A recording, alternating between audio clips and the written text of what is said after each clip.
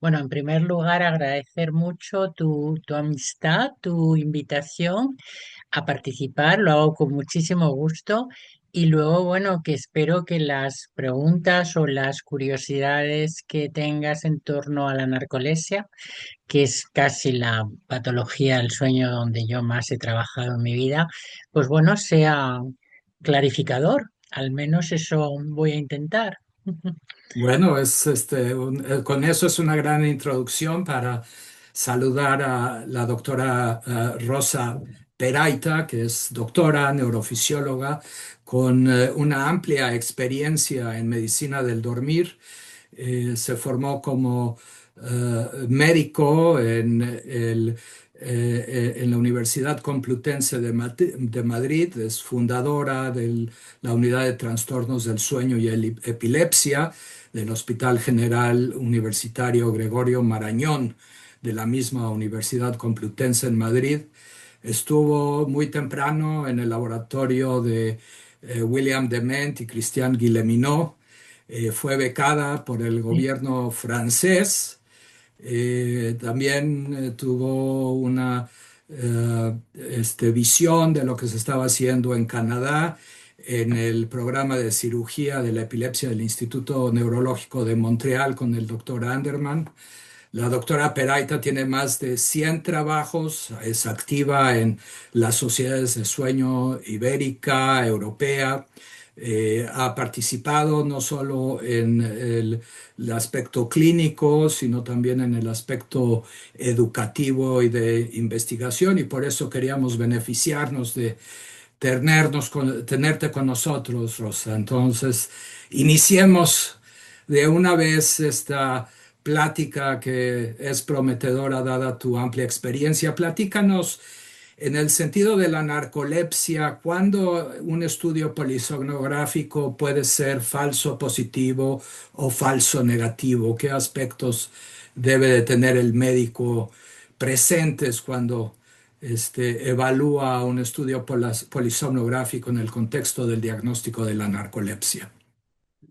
Bueno, León, o sea, en primer lugar, claro, va a depender si la clínica del enfermo es claramente una narcolepsia de tipo uno, es decir, una narcolepsia que tenga el paciente accesos de sueño irresistibles y además cataplegia clara, de que no suceda eso, que en ese caso, si no hay cataplegia, es narcolepsia de tipo 2 y las pruebas diagnósticas no son tan evidentes, ¿no? En el primer caso, en el caso de la narcolepsia de tipo uno, el polisomnograma aporta. ¿Por qué? Pues porque el sueño de los narcolépticos está enormemente perturbado y fragmentado. De hecho, se considera, bueno, la narcolepsia se considera una tétrada sintomática con los accesos de sueño, la cataplegia, las alucinaciones sinagógicas y la parálisis, pero se añade un quinto síntoma que es el sueño nocturno perturbado. De manera que el polisonograma va a mostrar una gran perturbación con mucha fragmentación, con muchos cambios de fase y la prueba de latencia múltiple de sueño a la mañana siguiente, los 5 registros que hacemos de 20 minutos separados por intervalos de 2 horas, van a mostrar al menos 2 adormecimientos en fase de sueño REM. Hoy día, bueno, todo esto con una latencia de sueño en los 5 registros de menos de 8 minutos. Pero hoy día se considera también válido un polisomnograma en el que haya un adormecimiento directo en fase de sueño REM. Se considera tan valioso eso como el hecho de que haya dos REM onset en la prueba múltiple de latencia de sueño. Y bueno, pues el diagnóstico, digamos ya, Permítame interrumpirte. Cuando hablas sí, de la validez de ese inicio de sueño MOR, te refieres a en el aspecto nocturno, que es tan válido como tenerlo dos exacto. inicios en el MSLT. efectivamente, o sea, es que efectivamente, o sea, en el sueño nocturno. Claro. La técnica es hacer un polisonograma nocturno y después a la mañana siguiente hacer la prueba múltiple de latencia de sueño. Si ese polisonograma nocturno muestra un adormecimiento directo en sueño paradójico REM, se considera válido ese polisomnograma para diagnosticar una narcolepsia unido después a la latencia de sueño menor de 8 minutos en las pruebas de latencia múltiple y bueno, si además al enfermo se le hace una determinación de hipocretina en líquido cefalorraquídeo y tiene y arroja una cifra de menos de 100 picogramos por miligramo por mililitro, perdón, por mililitro es absolutamente diagnóstico de la enfermedad. Permíteme interrumpirte, Rosa, para puntualizar esto. Como habías indicado, la presencia de la cataplegia o la ausencia de la cataplegia en el diagnóstico de la narcolepsia es fundamental, en parte porque lo tipifica tipo 1, tipo 2. Y también quisiera abordar lo que dices tú de los niveles hipocretina. ¿En qué casos el diagnóstico de narcolepsia tipo 2 es confiable desde el punto de vista polisomnográfico y en qué casos consideras fundamental hacer la tipificación o la cuantificación de la hipocretina? La narcolepsia de tipo 2 plantea un problema nosológico hoy día, es decir, la narcolepsia de tipo 2 pues es un paciente que se presenta con accesos de sueño, absolutamente que lo muestra además lo podemos ver en el test, por ejemplo, en la prueba de latencias múltiples pero que no tiene claramente adormecimientos en fase de sueño REM y que no tiene cataplegia. Entonces, el problema es que no tenemos marcadores específicos para esa enfermedad, o sea, no hay unos marcadores específicos. ¿Qué puede ser? ¿Puede ser un estadio precoz de narcolepsia? Puede ser. Por eso a ese enfermo hay que seguirle evolutivamente. Puede ser bueno, otra forma, otra enfermedad. Eh, el caso es que, insisto, no hay marcadores, hay que seguir al enfermo, hay que seguir la evolución y en algunos casos hemos hecho hipocretina, obviamente, ¿no? Con una hipocretina normal se descartaría, sería una hipersomnia de tipo central, puede ser también una hipersomnia, bueno, ojo que hay narcolepsia de tipo 2 y luego hipersomnia idiopática, que es otra cosa. Los enfermos con hipersonia idiopática que duermen, que tienen un sueño nocturno muy prolongado, pueden tener también somnolencia durante el día, pero no tienen la presión de REM que tienen, por ejemplo, los enfermos con narcolepsia de tipo 2. O sea, yo creo que hay que ser muy cautos, hay que ser muy cautos, hay que ver la evolución del enfermo y eventualmente hay que hacerle una determinación de hipocretina. Aquí quisiera yo entretejer dos aspectos muy importantes en los que tú has contribuido enormemente. Por un lado, el estudio realmente pionero de la agregación familiar, donde has tenido la oportunidad a través de los años tipificar y seguir a estas familias. Entonces quisiera que nos platiques de esa experiencia y entretejer ahí este aspecto del seguimiento que dices tú y coincidimos que es fundamental. En el caso en el que ves a un paciente pediátrico donde las manifestaciones no están enteramente dadas, ¿cómo les das el seguimiento y qué enseñanzas te dejó esta caracterización de la agregación familiar en esta familia que has seguido durante tantos años? Voy a hablar en primer lugar de la narcolepsia en el niño, o sea, en edad pediátrica. O sea, el problema que nos plantea un niño que debuta, ¿no? Con síntomas de acceso de sueño, en primer lugar, fundamentalmente. Y luego de cataplegia es que la cataplegia en el niño es un poco diferente del adulto. Esto lo ha descrito fenomenal la Escuela de Bolonia, fundamentalmente Giuseppe Plazzi. Es una cataplegia que tiene mucho componente facial. Se habla de facies cataplégica por la caída de los ojos, hipotonía, la protusión lingual. Esto es muy característico. También porque los accesos porque la somnolencia en el niño se manifiesta muchas veces con hiperactividad, cosa que no ocurre en el adulto y puede confundir. También, ojo, algunos ataques de cataplegia totales, pues pueden confundir con crisis atónicas epilépticas. Todo esto hay que tenerlo en mente. Las pruebas. Hacemos igual, hacemos un polisomnograma seguido de una prueba múltiple de latencia de sueño. El polisomnograma, el sueño va a estar muy fragmentado también y podemos encontrar también, bueno, también como en el adulto, episodios de bruxismo, movimientos de las piernas, etcétera. Pero yo quiero decir que la prueba múltiple de latencias de sueño está diseñada para el adulto y no para el niño. Entonces, ¿qué se hace? Pues nosotros hicimos, bueno, comentándolo con otros colegas, pruebas más largas, pruebas en vez de 20 registros, en vez de 20 minutos, de 30 minutos.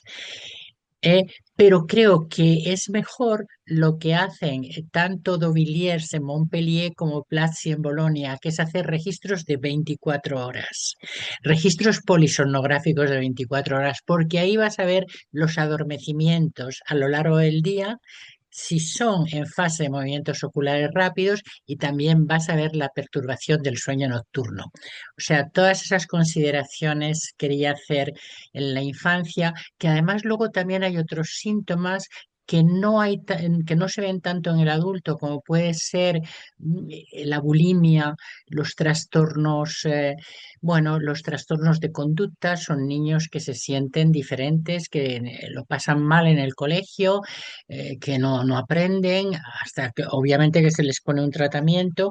Y bueno, el tema de la pubertad precoz, que también lo hemos visto. O sea, eso un poquito para resumir la narcolepsia pediátrica.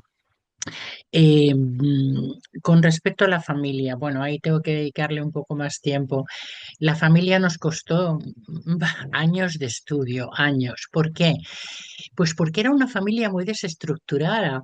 O sea, yo tuve me llegó al hospital un día un enfermo con una narcolepsia cataplegia de libro.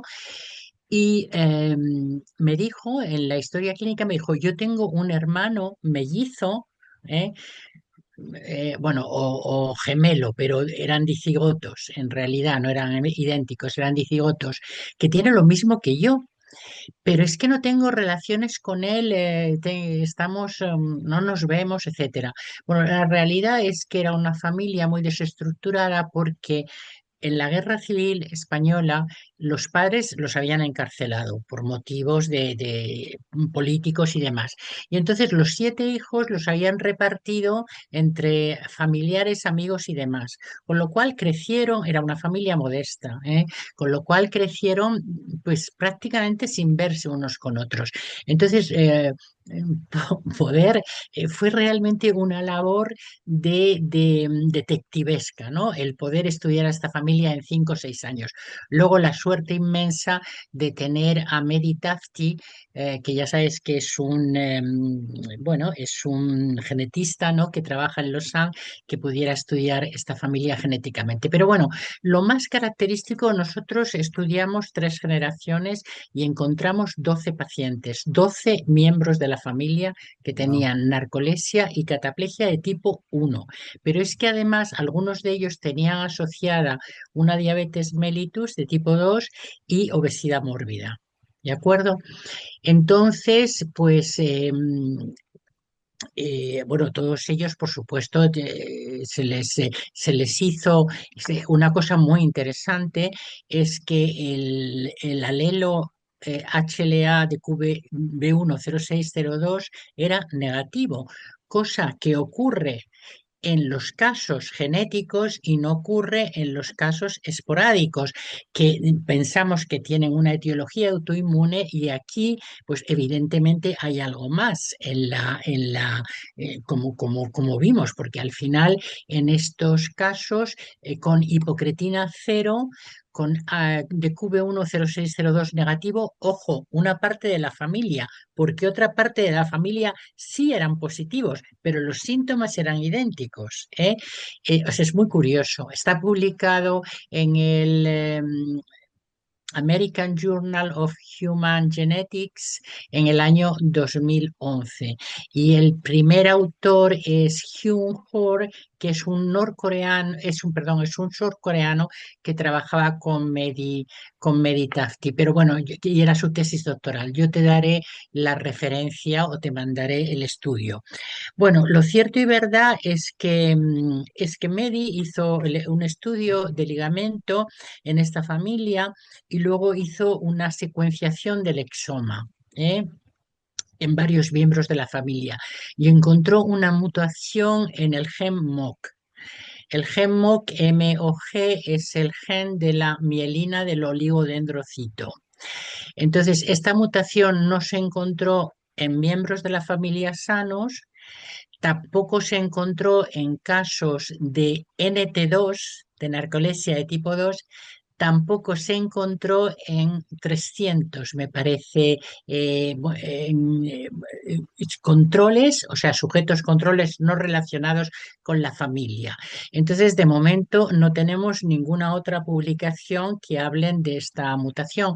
A nosotros nos parece, pues, interesantísimo porque, bueno, el GenMock es un autoantígeno para, por ejemplo, para la esclerosis múltiple. Tengo que decir que estos pacientes no tenían esclerosis múltiple, se les estudió, por supuesto, se les hizo resonancia magnética cerebral, se les hizo estudio de anticuerpos, también se hizo estudio de anticuerpos anti-hipocretina, porque ya sabes que hay un único caso en la literatura de la profesora Sonia Nesis-Malova en Praga, que encontró una mutación en el gen de hipocretina en una niña, un caso muy atípico, también con un HLA de clase 2 de QV10602 negativo. De manera que, bueno, esta es la historia. Tú me preguntabas en un correo electrónico cómo había evolucionado esta familia y si la había seguido. Desgraciadamente la familia ha evolucionado muy mal. ¿Por qué? Pues porque cuando yo vi a los gemelos, que eran ya personas te estoy hablando hace ya 10 12 años, eran personas de 60 y algo, pues la diabetes de uno era gravísima, porque tenían ya síntomas renales, etcétera. De hecho, murió de una insuficiencia renal. Y porque, bueno, el COVID arrasó con ellos, el COVID arrasó con ellos, porque eran personas con una gran obesidad también. Tuvieron el COVID, hicieron una insuficiencia respiratoria, o sea, murieron tanto los de 70 como los hijos de los gemelos que tenían 30 o 30 y tantos años. Vaya. ¿Entiendes? O sea, que este es un poquito el resumen de la familia. Yo te enviaré bueno, pues la publicación que es muy detallada, si te interesa, claro. Platícanos de tu experiencia desde el punto de vista terapéutico, o sea, con la introducción de los oxibatos, las cosas se han desarrollado más rápidamente. Como sabes tú, en Hispanoamérica, acceso al medicamento de los oxibatos es prohibitivo o no lo hay. Entonces, si nos puedes dar un panorama terapéutico, qué problemas tiene el oxibato y capaz que incorporamos también algo que te preguntaba del manejo de la narcolepsia durante el embarazo, si nos puedes dar un escenario de cómo ves el horizonte terapéutico desde niños, adultos, mujeres embarazadas, etcétera. Bueno, vamos a ver, yo con el oxibato sí he tenido experiencia porque fue de los primeros hospitales en Madrid que lo tuvimos por el número de casos, ¿no? que teníamos. Es un medicamento que se dispensa en la farmacia hospitalaria, o sea, no está de venta en farmacias, es decir, lo prescribimos nosotros directamente. Mi experiencia ha sido excelente. Date cuenta que hoy día en Europa es la primera línea de tratamiento, la primera línea de tratamiento tanto en adultos como en niños. Eso está clarísimo.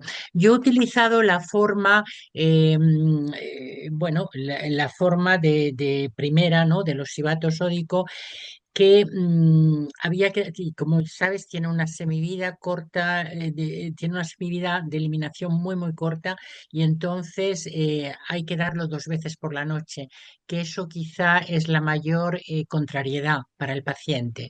¿De acuerdo? O sea, se da al irse a acostar una dosis, la mínima sería 4,5 gramos y a las 2 horas, 3 horas se da la segunda dosis.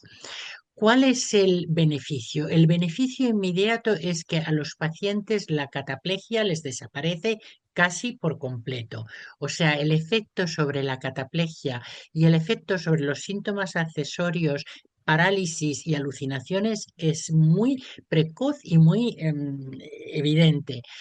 Menos sobre los accesos de somnolencia diurna, aunque los mejora. De hecho, yo muchos pacientes tenía algunos en monoterapia con oxibato, pero durante el día asociaba modafinil o en algunos otros casos metilfenidato. Vamos a ver, ¿cuál es? O sea, cuando hemos hecho estudios evolutivos de 3 años y los hemos publicado no sin mucha controversia por parte de los referees. Pero bueno, yo tengo bueno, pues la ventaja de haber hecho estudios polisomnográficos al año, a los 2 años y a los 3 años, que me demuestren otros que los hayan hecho, que no pasan de los 20 meses, de los 40 meses, ¿me entiendes? Entonces, ¿qué hemos visto? Pues que hay una tolerancia. O sea, al cabo, mi estudio de 3 años lo que muestra es una tolerancia, pero voy a hablar primero de cuáles son los efectos en los primeros meses, incluso el primer año de tomar oxibato. Y es que el sueño de ondas lentas aumenta considerablemente, sobre todo en el primer ciclo de sueño. La fragmentación del sueño, que es tan importante en el enfermo narcoléptico, prácticamente desaparece, los cambios de fase. Me estoy refiriendo sobre todo a las primeras horas de la noche, porque en la segunda mitad de la noche todavía vemos alguna fragmentación del sueño a última hora, de madrugada, ¿entiendes? Entonces, aumenta mucho el sueño de ondas lentas sin que aumente la cantidad de sueño, pero con el aumento del sueño de ondas lentas y la disminución de la fragmentación, el sueño del narcoléptico mejora sustancialmente y es evidente en la sintomatología diurna. Efectos secundarios hemos tenido muy pocos. Tengo que decir que el hecho de que o sea, que por el sodio, en algunos pacientes que eran hipertensos, pues hemos tenido que suprimirlo. Tú sabes que ahora hay una forma sin sodio, pero Claro. esta de momento no nos ha llegado a España, ¿eh? O sea, nosotros tenemos la forma clásica en administración, en dos dosis nocturnas, etcétera, que manejamos todos los médicos del sueño españoles, por así decir. O sea, hay un gran número de pacientes tratados. En el niño exactamente lo mismo. Yo no he sido de dar, o sea, yo he sido de dar muy prudente. Yo he sido de dar dosis la mínima o no alcanzar nunca los 9 gramos en cada dosis, porque entonces los efectos secundarios son importantes, ¿me entiendes? Aparece mucho sonambulismo, aparece sobre todo la enuresis nocturna, entonces yo he procurado, eso me di cuenta al principio, ¿no? Con dosis de 4,5 gramos en 2 tomas nocturnas, eh, prácticamente no tienes efectos secundarios, ¿eh? Que son molestos, porque claro, le das el medicamento a una joven como me pasó a mí, ¿no? De 20 años, se fue con su novio la primera noche que iba a dormir con su novio y tal, y tuvo una enuresis, ¿no? Lo que fue un drama tremendo. Pero bueno, quiero decirte que te estoy hablando un poquito precipitadamente, pero sí, mi experiencia es buena, pero a largo término hay cierta tolerancia. Entonces, ¿qué hacemos? Reducir la dosis, ¿eh?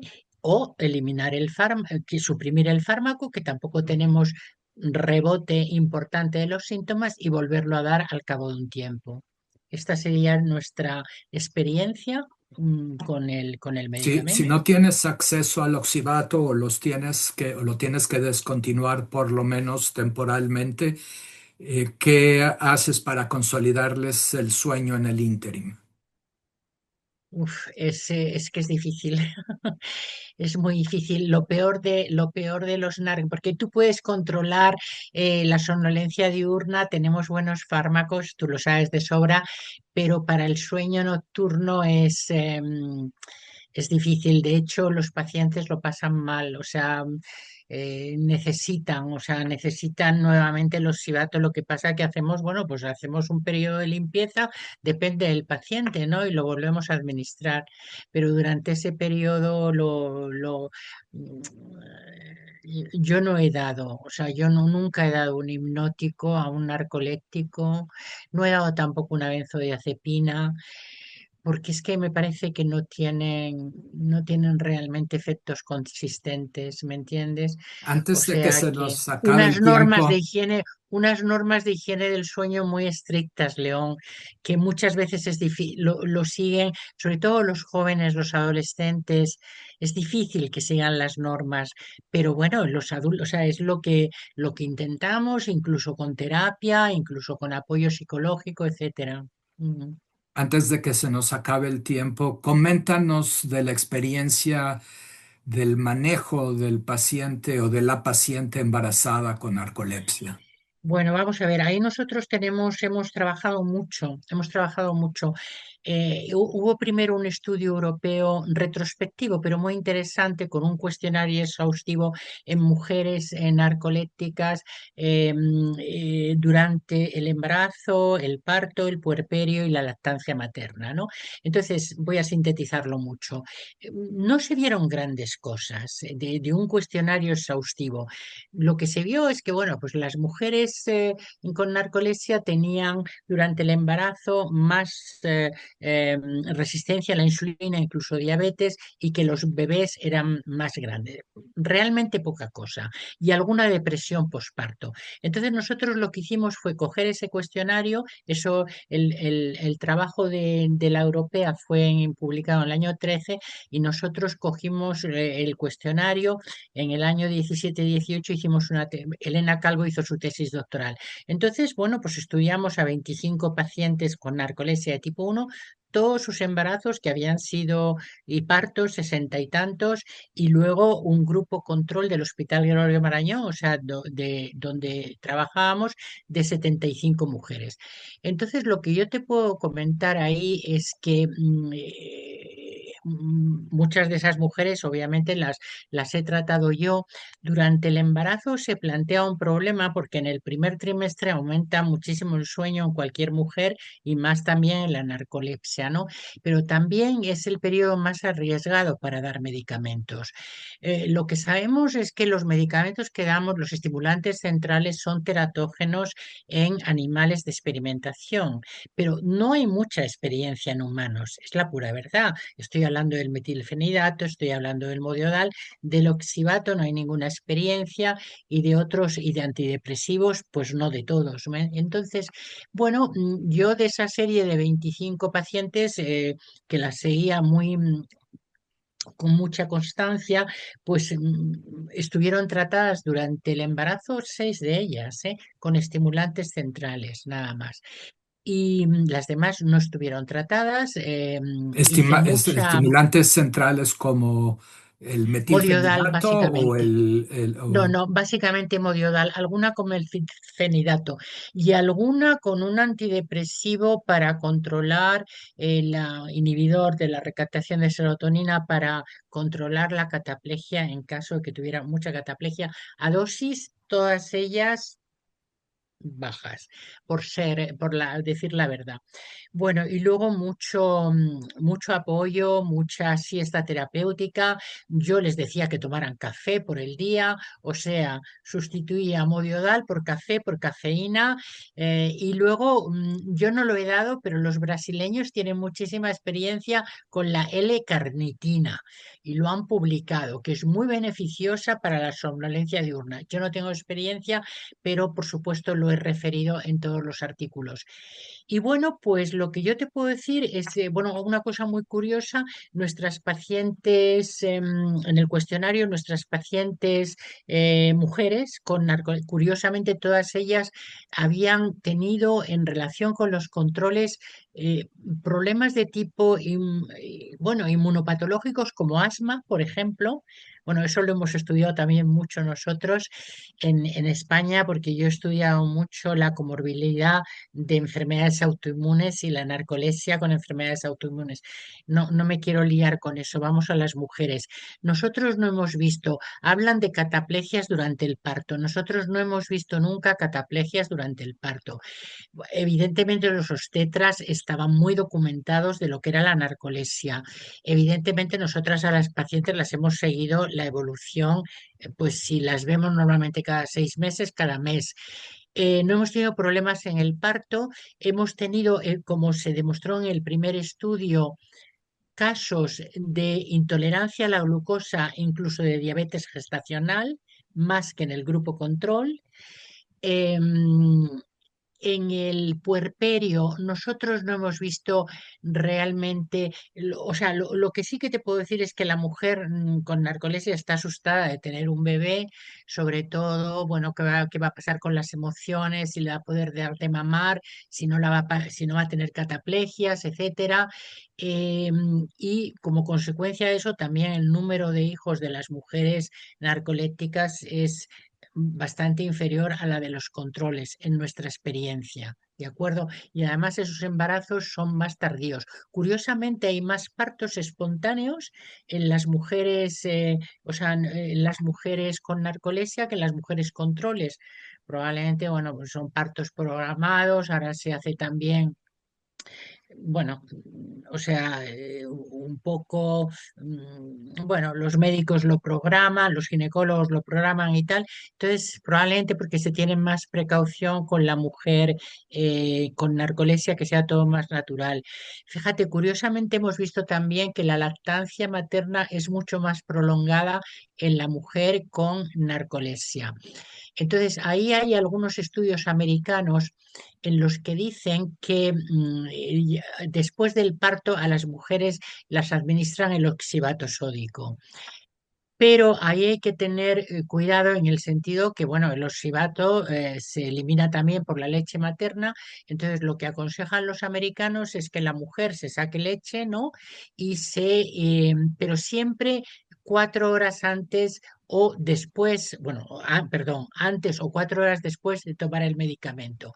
De manera que sí hay experiencia en lactancia, sí hay experiencia de dar el oxibato sódico con estas precauciones que te digo. Yo no he tenido esa experiencia. Yo después del parto he tratado a las mujeres como lo estaban con el metilfenidato o el modiodal o antidepresivos en el caso de control de la cataplegia.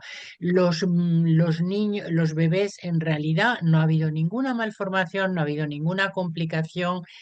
Y bueno, pues esa es un poco la visión así panorámica que te puedo dar.